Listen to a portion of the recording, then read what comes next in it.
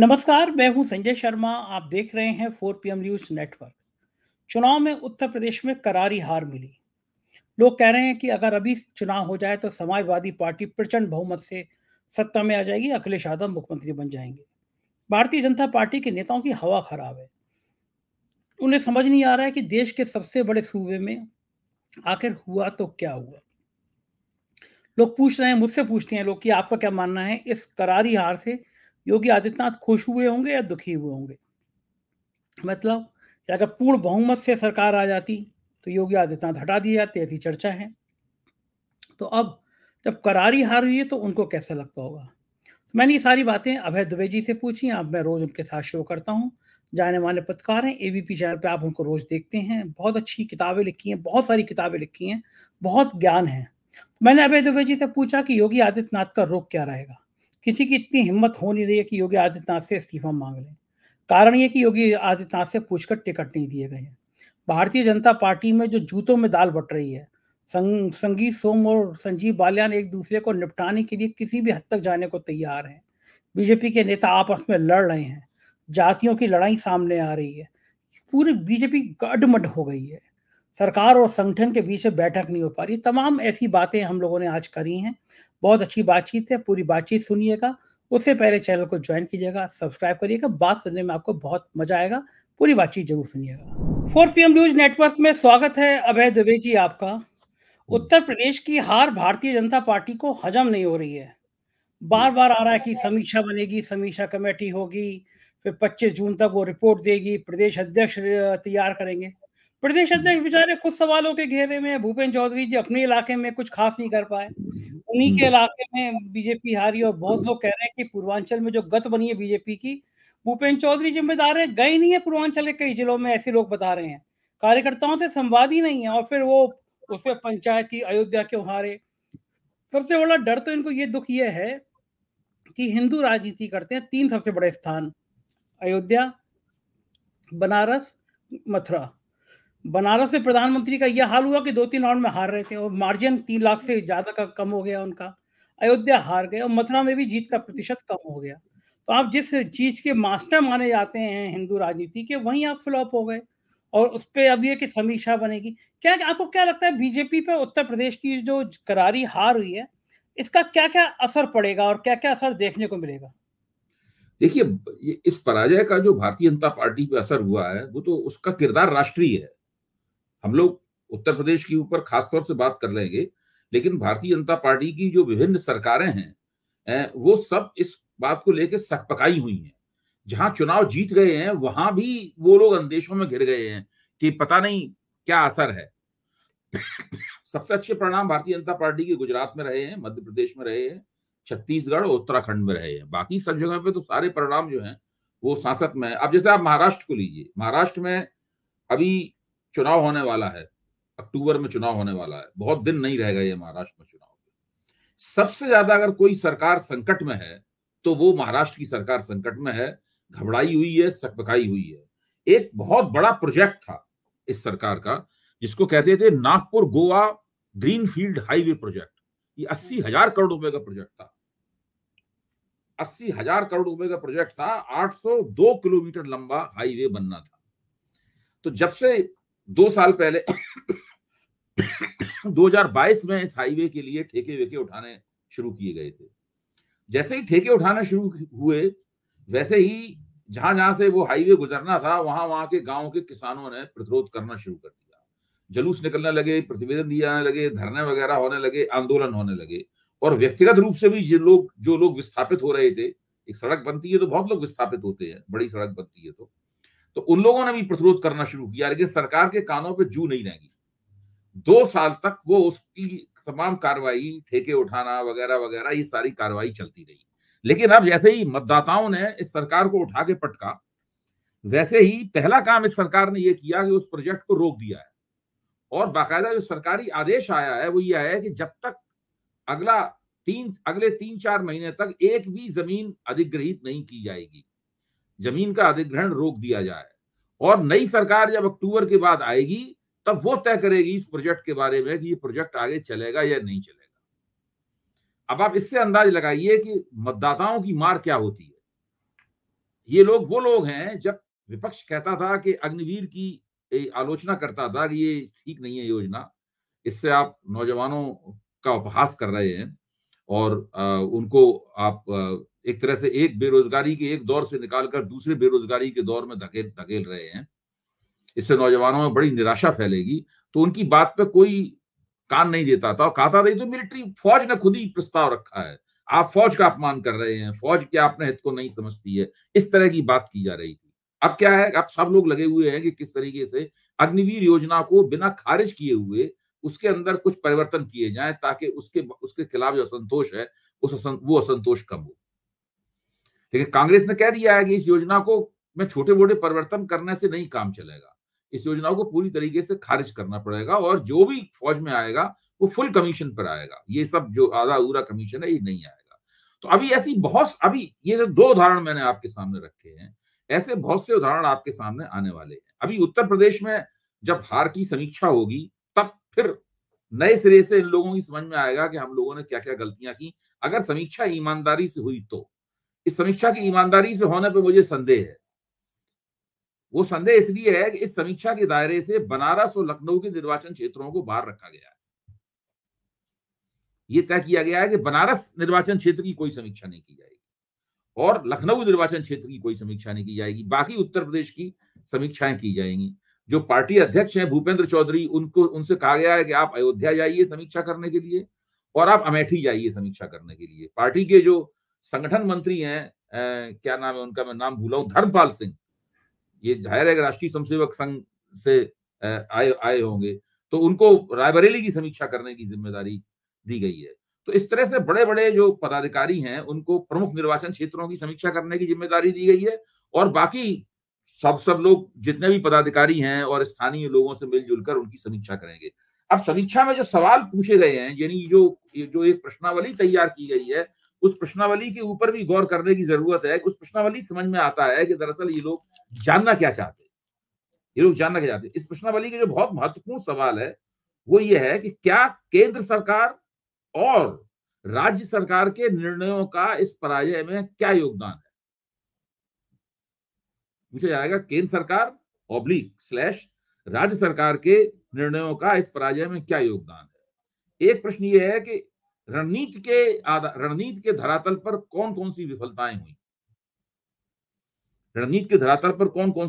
हुई। एक ये सवाल है कि जो पार्टी कार्यकर्ता थे वो जमीन से जुड़े हुए थे या नहीं जुड़े हुए थे। इसी तरीके से जो उम्मीदवार थे वो जमीन से जुड़े हुए थे या नहीं जुड़े हुए थे। फिर दूसरा एक बहुत महत्वपूर्ण सवाल यह है कि पार्टी के नेता जनता के बीच में कैसे जाते थे और वो विभिन्न जातियों और विभिन्न समुदायों से उनके ताल्लुकात किस तरह के थे। फिर एक सवाल यह है कि जिन बिरादरियों के वोटर भाजपा से अलग हटे हैं तो ये पता लगाया जाए वो क्यों अलग हटे हैं और हिंदू समाज जाति के आधार पर क्यों बट गया। अब ये जो प्रश्न है कि हिंदू समाज जाति के आधार पर क्यों बट गया, ये एक ऐसा सवाल है जो कि एक विचारधारात्मक सवाल है। विचारधारा के लिहाज से भारतीय जनता पार्टी और राष्ट्रीय स्वयंसेवक संघ ये मानता है कि पूरा हिंदू समाज जातियों में बटा तो है, लेकिन उसकी जो हिंदू पहचान है, हिंदू आत्म पहचान है, वो बहुत ऊंची आत्म पहचान है। जाति का असर उसके नीचे दब जाता है। हर आदमी पहले अपने आप को हिंदू मानता है, फिर अपने आप को अपनी जाति का सदस्य मानता है। लेकिन यहाँ चुनाव में देखा गया कि उसने अपने आप को हिंदू बाद में माना और जाति का सदस्य बाद में माना। अब इसके अंदर एक लोचा है इस पूरे मामले के अंदर। किस आधार पे आपने सोचा कि पहले वो अपने आप को हिंदू मानता था, बाद में जाति का सदस्य मानता था, और अब किस आधार पे सोच रहे हैं कि पहले उसने अपने आप को जाति का सदस्य मान लिया, हिंदू पहचान को दूसरे नंबर पर रखा। क्या जब भाजपा के खिलाफ ये लोग वोट दे रहे थे तो अपने आप को हिंदू नहीं मान रहे थे?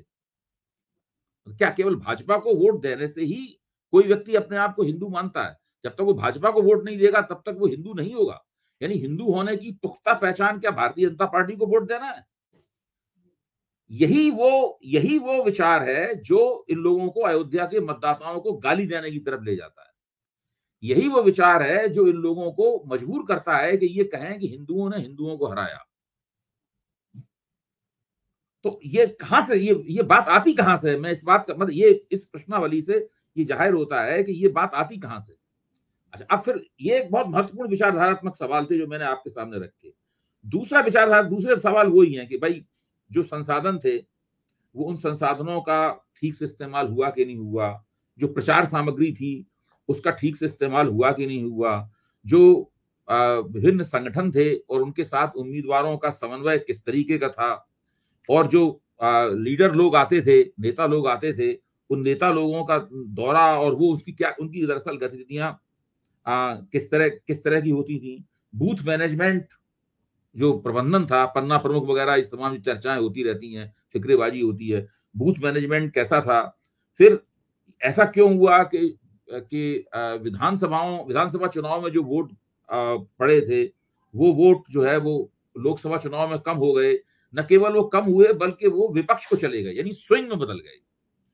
स्विंग का मतलब केवल ये नहीं होता कि आपके वोट कम हुए, स्विंग का मतलब हुआ कि जितने वोट आपके कम हुए उतने वोट विपक्ष के बढ़ गए, ये होता है स्विंग। वरना आपके वोट भी कम हो सकते हैं, हो सकता है विपक्ष को भी वोट पूरे ना मिले, वोट इधर उधर बिखर जाएं, कोई और ले जाए वोट, या वोट घर पे बैठा रहे, मतलब आपका जो प्रमुख विपक्षी दल है उसको वोट मिले। ये तो बाकायदा उत्तर प्रदेश में तो स्विंग हुआ है, यानी भाजपा के वोट कम हुए हैं, उसी अनुपात में इंडिया गठबंधन के वोट बढ़ गए हैं। तो एक ये बहुत महत्वपूर्ण सवाल है। उसके बाद में अपोजिशन ने जो भाजपा के खिलाफ एक नैरेटिव बनाया, जो एक कहानी बनाई थी, वो कहानी, उस कहानी का असर क्या हुआ, फिर अपोजिशन के उम्मीदवार किस तरीके से अपना काम कर रहे थे, इसकी पूछताछ की गई है कि विपक्ष के उम्मीदवार किस तरीके से अपना काम कर रहे थे, और उन्होंने उनके पास संसाधन कितने थे, कहां से आए उनके पास संसाधन, वो अपने संसाधनों का इस्तेमाल कैसे कर रहे थे, और आखिरी सवाल यही है कि संविधान और रिजर्वेशन के सवाल का पूरी मुहिम के ऊपर क्या असर पड़ा। तो आप इससे अंदाजा लगाइए कि उत्तर प्रदेश में भारतीय जनता पार्टी के रणनीतिकार, भारतीय जनता पार्टी के नेता कहां खड़े हुए हैं। आज तक देखिए 4 तारीख को नतीजे आए थे और आज तारीख है 19, यानी पूरे 15 दिन हो चुके हैं। इन पूरे 15 दिन में उत्तर प्रदेश के अंदर सरकार के साथ में पार्टी की कोई बैठक नहीं हुई है, सरकार और पार्टी की कोई बैठक नहीं हुई है, पार्टी की संघ के साथ कोई बैठक नहीं हुई है, केवल मुख्यमंत्री की सरसंघ चालक से गोरखपुर में 2 बैठकें हुई हैं, आधे घंटे की कमराबंद बैठकें हुई हैं, लेकिन कोई औपचारिक बैठक संघ और पार्टी के बीच में हुई हो वो नहीं हुई है, संघ और पार्टी और सरकार के बीच में वो नहीं हुई है, और केंद्र सरकार या राज्य सरकार के बीच में हुई हो वो कोई नहीं हुई। समझा ये जाता है कि जब ये 26 जून को ये सब लोग अपने अपने लिफाफे में ये सब रिपोर्ट अपनी सौंप देंगे और आ जाएंगी रिपोर्ट, और उन सब रिपोर्ट का अध्ययन कर लिया जाएगा, अध्ययन करने के बाद एक मिलीजुली रिपोर्ट, एक उसका सार तत्व तो तैयार कर लिया जाएगा। उसके बाद संघ के साथ ये लोग बैठक करेंगे, उसके बाद दिल्ली में आकर केंद्र सरकार के साथ, केंद्रीय पार्टी संगठन जो है उसके साथ भी बैठक होगी, और फिर सरकार के साथ भी पार्टी का इंटरेक्शन होगा। इस प्रकार की इनकी योजना है। लेकिन कुल मिलाकर इस पूरे चुनाव नतीजे ने हिंदू कौन है कौन नहीं है, ये जो आग्रह है भारतीय जनता पार्टी का, इस आग्रह को प्रश्नांकित कर दिया है। इस आग्रह पर एक बड़ा सवालिया निशान लग गया है, और वो चूंकि ये तो उनका विचारधारात्मक आग्रह है जो 100 साल से जारी किए हुए, इसको तो किसी कीमत पर नहीं बदलेंगे, वो कितना भी चुनाव हार जाए जीत जाए कुछ नहीं, वो तो उनका आग्रह वही रहेगा। तो अब यही सवाल है, आखिरकार ऐसा कौन सा समय था जब हिंदू समाज जातियों में बटा हुआ नहीं था? हिंदू समाज तो हमेशा जातियों में बटा हुआ है, और राष्ट्रीय स्वयंसेवक संघ या हिंदुत्ववादी संगठन जाति को तोड़ने का कोई प्रोग्राम नहीं चलाते हैं। जिस तरह अंबेडकर ने जाति को तोड़ने का प्रोग्राम चलाया था किसी जमाने में, सावरकर ने भी जाति को तोड़ने का प्रोग्राम चलाया था, इसलिए सावरकर को ये लोग नापसंद करते हैं। या मान लीजिए समाजवादियों ने जाति तोड़ो कार्यक्रम चलाया था, बहुत सारे समाज सुधारकों ने जाति तोड़ो कार्यक्रम चलाया था। राष्ट्रीय स्वयंसेवक संघ जातियों के खिलाफ कोई भी जंग करने के लिए तैयार नहीं है, बाकायदा घोषणा पूर्वक कहता है कि हम जातियों में बंटने के बहुत कायल नहीं है, लेकिन हम समाज सुधार करने वाले संगठन नहीं है। इसलिए जब आप शाखा में आएंगे 1 घंटे की, उस वक्त आपको अपनी जाति बाहर रख के आनी पड़ेगी। शाखा में आकर आप ये दावा नहीं कर सकते कि आप ब्राह्मण हैं इसलिए आप दलित के साथ में ध्वज प्रणाम नहीं करेंगे या कबड्डी नहीं खेलेंगे, वो नहीं कर सकते आप। लेकिन जब आप 1 घंटे की शाखा के बाहर जाएंगे तब आप अपनी जाति में फिर चले जाएंगे, और फिर अपने समाज का, अपने परिवार का, अपनी बेटी शादी ब्याह का, इन सब का काम अपनी जाति के नियमों के मुताबिक करने के लिए आप स्वतंत्र होंगे।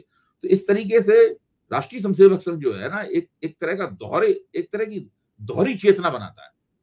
वो एक ऐसी चेतना को जन्म देता है जो दोहरी चेतना है। इसमें व्यक्ति अपनी जाति में भी रहता है और संघ का काम करते समय उससे उम्मीद की जाती है कि वो जाति से प्रभावित नहीं होगा। तो ऐसा कभी कभी हो सकता है कि ऐसा हो कि वो संघ का काम करते समय या पार्टी काम करते समय जाति से प्रभावित ना हो, लेकिन ये एक ऐसी चेतना है, इसमें जाति की चेतना हमेशा उसको कैंसिल करती रहती है, उस आग्रह को, और वो लगातार मतलब एक अंतर्विरोध से ग्रस्त रहता है हमेशा। बिल्कुल ठीक है, लेकिन संघ कैसे करेगा? क्योंकि संघ में तो एक बार छोड़ दीजिए तो संघ प्रमुख हमेशा ब्राह्मण ही होता है। तो वो तो ये भी तो परिपाटी है कि रज्जू भैया को छोड़ दीजिए तो एक श्रृंखला शुरू हुई है, वो आज तक चली आ रही है कि जो ब्राह्मण होगा वही संघ प्रमुख होगा। तो वो जाति से बाहर कहाँ है? नहीं, देखिए बात आपकी सही है। रज्जू भैया एक अपवाद थे, वो राजपूत जाति से आए थे, बाकी सब लोग ब्राह्मण ही होते हैं। लेकिन ऐसा एक परंपरा ही है, लेकिन ऐसा कोई लिखित नियम नहीं है संघ में कि ब्राह्मण ही होगा। अगर लिखित नियम होता तो रज्जू भैया भी नहीं बन पाते। असल में है क्या, आप कम्युनिस्ट पार्टियों में वहां देखेंगे ज्यादातर जनरल सेक्रेटरी सब नेता जो है ब्राह्मण ही होते हैं कम्युनिस्ट पार्टी के। चार मजूमदार भी ब्राह्मण थे, नंबूद्रीपाद भी ब्राह्मण थे, रणदेवे भी ब्राह्मण थे, पीसी जोशी भी ब्राह्मण थे, सब लोग ब्राह्मण ही होते हैं वहां पर। हालांकि वो लोग ब्राह्मण जाति को नहीं मानते। तो जो ब्राह्मणों की समाज में स्थिति है उसमें आमतौर पर पार्टियों के का नेतृत्व जो है, वो संगठनों का नेतृत्व ब्राह्मणों के हाथ में चला जाता है, लेकिन नहीं भी जाता है। मैं ये नहीं मानता हूं कि सारे लोग ब्राह्मण ही हैं उसके अंदर। लेकिन यहां पे एक और बात है। भारतीय जनता पार्टी ऊपर से तो ये कहती है कि वो सभी पार्टियों को, सभी जातियों को एक लेवल पॉलिटिक्स में एक लेवल प्लेइंग फील्ड देने को तैयार है। राजनीति में एक समान धरातल, समान अवसर सबको देगी। लेकिन ये दिखाई पड़ा है, इस लोकसभा चुनाव में भी दिखाई पड़ा है, उत्तर प्रदेश विधानसभा में जिस तरीके से जातियों का बंटवारा है विधायकों के बीच में, उससे भी नजर में आता है। और जिस तरह से भाजपा ने इस बार टिकट बांटे हैं, उससे भी स्पष्ट होता है कि कुल मिलाकर यहाँ प्राथमिकता घोषित रूप से अघोषित रूप से ब्राह्मण बनिया ठाकुर को ही मिल जाती है। तो इस बार दलितों को और पिछड़ों को ये लगा है कि ये पार्टी कहती कुछ भी रहे, लेकिन है ये मुख्य तौर पर ब्राह्मण बनिया पार्टी। बिहार में इसने कोशिश करके, तिकड़म करके, प्रचार करके, तरह तरह की लफाजियां करके इस छवि से मुक्ति पाने की कोशिश की है, और कई जगह इस कोशिश में वो काफी हद तक कामयाब भी हुई है। लेकिन जैसे ही आप ऊपर की परत कुरेदते हैं और अंदर झांक के देखते हैं तो आपको ये एक ब्राह्मण बनिया पार्टी ही दिखाई पड़ती है। एक जमाने में कहा जाता था उत्तर प्रदेश में कि ये जनसंघ जो है वो कम तौलने वालों की पार्टी है, यानी दुकानदारों की, कम तौलने वालों की पार्टी, ये बोला जाता था। फिर धीरे धीरे ये ब्राह्मण बनिया पार्टी के तौर पर हुए, लेकिन अब उसमें चूंकि पिछड़ों के वोट भी जुड़ गए। इस बार देखिए उन पिछड़े समुदायों ने जो हमेशा भारतीय जनता पार्टी को वोट देते थे, खासतौर से लोधियों ने भाजपा को वोट नहीं दिए हैं। इसी तरीके से पासियों ने भाजपा को वोट नहीं दिए हैं। पासी लोग हमेशा, चूंकि जाटवों से उनका की प्रतियोगिता चलती थी और खटीकों के बारे में मुझे ठीक से जानकारी नहीं, और डेटा भी आएगा निकल के, उससे भी मालूम होगा कि जो गैर जाटव दलित हैं उनके वोट कहाँ गए। उसमें पासियों के वोट तो काफी बड़े, जाटवों के बाद उत्तर प्रदेश में पासियों की संख्या सबसे ज्यादा है, वो तो भाजपा के खिलाफ वोट गए। लेकिन एक इस बीच में किसी की इतनी हिम्मत ये नहीं पड़ी कि वो योगी आदित्यनाथ का इस्तीफा मांग ले। इतनी करारी हार, या मुख्यमंत्री हैं वो, किसी भी नीचे से ऊपर तक के लोगों ने, किसी ने इस्तीफा तो तब मांगते, पहली इस्तीफा तो तब मांगते जबकि हार के कारण स्पष्ट होते या किसी के ऊपर आरोप लगाया जा सकता। मेरी अपनी समझ यह है कि उत्तर प्रदेश में छोटे स्तर के कार्यकर्ता से लेकर और बड़े स्तर तक, उसमें मुख्यमंत्री भी शामिल है, संगठन द्वारा गया महामंत्री भी शामिल है, राष्ट्रीय स्वयंसेवक संघ के स्वयंसेवक भी शामिल है, प्रचारक भी शामिल है, और उत्तर प्रदेश से जो सांसद हैं नरेंद्र मोदी वो भी शामिल है, और राजनाथ सिंह, सब शामिल है उसके। ये सब लोग इस हार के अंदर सहभागी हैं। इसको अंग्रेजी में कॉम्प्लिसिटी कहते हैं, यानी सह अपराधिता बोलते हैं। सब लोग इसके अंदर सहभागी हैं, सबने किसी ना किसी रूप में अपना योगदान दिया है। अब देखना यह है कि इसमें बड़ा और निर्णायक योगदान किसका है। बड़ा और निर्णायक योगदान खोजना है इन लोगों को, और जिस तरह की उन्होंने प्रश्नावली बनाई है उससे मुझे नहीं लगता कि वो खोज पाएंगे बड़ा और निर्णायक योगदान किसका है। लेकिन कैसे कर पाएंगे? अभी भी लड़ाई शांत नहीं हो रही। संगीत बाल्यान और संगीत सोम में एक दूसरे पे डंडा लेके तुले हुए हैं, एक दूसरे की शीशा लेकर कर रहे हैं। संगीत सोम ने तो बाल्यान के मंत्री रहते हुए ऑस्ट्रेलिया में करोड़ों अरबों के निवेश की कागजात सामने रखवा दिया लोगों से। कि मंत्री रहते हुए उन्होंने कितना पैसा ऑस्ट्रेलिया में भेजा, वहां कहाँ जमीन खरीदी, इस तरह के आरोप जन चर्चा में आ गए हैं पूरे पश्चिमी उत्तर प्रदेश में। कोई भी बड़ा पदाधिकारी दोनों की लड़ाई शांत नहीं करा पा रहा। तो जब भारतीय जनता पार्टी के आपस में नेताओं के बीच में सिर्फ फुटबॉल जारी है और बाल्यान की सब करतूतें सामने आ रही हैं कि बाल्यान ने क्या क्या खेल किए, तो अभी तक बाल्यान को टाइट नहीं किया गया, बाल्यान को पार्टी से नहीं निकाला गया, बल्कि बाल्यान कह रहे संगीत सोम को निकालो, संगीत सोम कह रहे बाल्यान को निकालो। ये लड़ाइयां तो अब ओपन हो गई, सड़क पे आ रही। ये लड़ाई देखिए, अभी तो ये लड़ाई कुछ भी नहीं है जो होने वाला है उसके मुताबिक। जब ये रिपोर्ट जाएगी, यानी जब रिपोर्ट जाएगी और लोगों को जिम्मेदार ठहराने की, या तो किसी को जिम्मेदार नहीं ठहराया जाएगा, सब लीपापोती हो जाएगी। एक तो ये तरीका है। दूसरा तरीका ये है कि अगर वास्तव में किसी को जिम्मेदार ठहराया गया, असली युद्ध तब शुरू होगा, क्योंकि वो विरोध करेगा, वो कहेगा हम क्या जिम्मेदार हैं, हमसे ज्यादा जिम्मेदार तो ये है। तब एक दूसरे की पोलें खोलना ये लोग शुरू करेंगे। देखिए, इस पराजय के दो लोग जिम्मेदार हैं। एक का नाम है नरेंद्र मोदी और दूसरे का नाम है अमित शाह। अमित शाह के हाथ में पूरे उत्तर प्रदेश का प्रबंधन था, हमेशा रहा है। और नरेंद्र मोदी, आप देखिए ना, इन लोगों ने बनारस को बाहर कर दिया। भाई बनारस कॉन्स्टिट्यूएंसी की जांच कर लेते तो बहुत सारे रहस्य खुल जाते। भाई क्यों आखिरकार अजय राय का जो वोट था वो 20% बढ़ गया, क्यों बढ़ गया? नरेंद्र मोदी का वोट प्रतिशत 10% से ज्यादा नीचे क्यों गिर गया? इस बात की जांच क्यों नहीं होनी चाहिए? बिल्कुल होनी चाहिए। किस आधार पर इन्होंने वाराणसी को इस पूरी पड़ताल से बाहर रखा है? किस आधार पर बाहर रखा है?